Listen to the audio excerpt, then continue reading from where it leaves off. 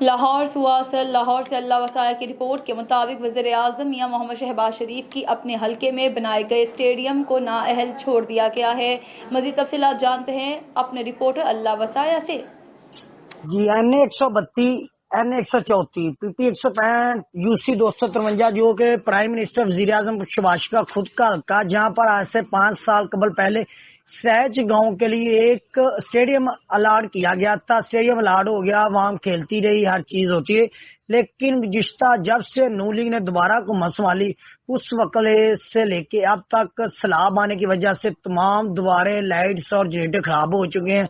دیواروں کا فنڈ بھی جاری ہو چکا، لیکن فنڈ آنے کے باوجود فنڈ ہمارے جو علاقے کے MP MNA اور بڑے لوگ ہیں وہ فنڈ کھا چکے ہیں۔ ہماری اعلیٰ حکام سے درخواست ہے اس فنڈ کو دوبارہ بحال کرایا جائے، اور جو دیواریں گری ہوئی ہے، جو ٹوٹ پھوٹ کا شکار ہے، ان کو دوبارہ جلد سے جلد ریونیو کروایا جائے تاکہ اس کرکٹ کو بحال کیا جائے، نشے میں لگنے والے تمام اسٹوڈنٹ کرکٹ کو بحالی اور خوشحالی دیکھ سکیں۔